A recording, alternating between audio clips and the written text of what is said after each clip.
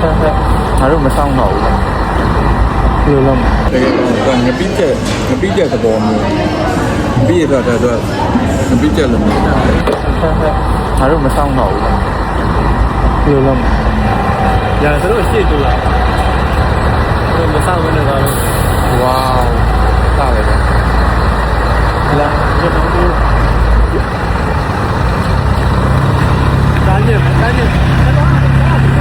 အေးလေဒီမှာလေးဒါ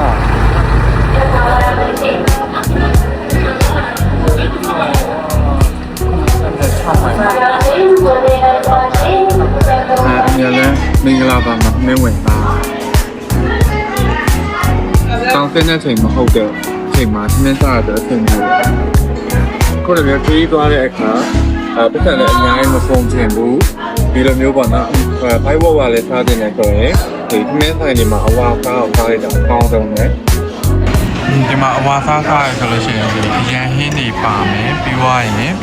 အခုလိုပေါ့နော်ငပိကျက်နဲ့တို့စီအစုံပါမယ်အဲ့ဒါမှသမင်းကဒီလိုမျိုးကုန်သွားလို့ရှိရင်သိကြိုက်တောင်းလိုက်ရတယ်ကွာအဲ့လိုမျိုးပေါ့နော်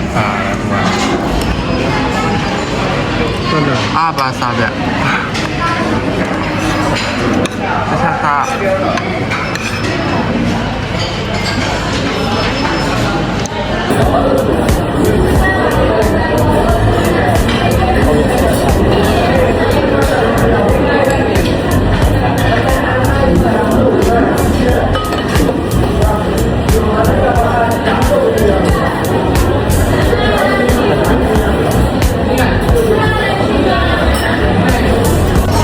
ိုကတော့အဝါစားပေါ့အမေလည်းပုံစံနဲ့တောင်းလို့ရတယ်ပြီးတော့လည်းဆိုရင်ဒီရန်ကင်းတွေပေါ့အဲ့ဒါလည်းတောင်းလို့ရတယ်ပုံစံနဲ့ဝိတ်ထားရဆိုပေမဲ့ခရီးသွားတဲ့အချိန်ဆိုရင်ဒီလိုမျိုးအချိန်တွေဆိုရင်စားတယ်ဘိုက်ပြေးမှာဒီရထိုင်ရတတ်တာ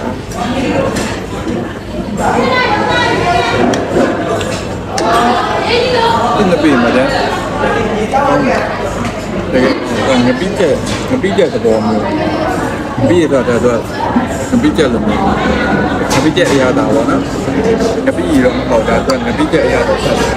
သူ့တရားလည်းကိုယ်ပေါင်းလို့ရတာအများကြီး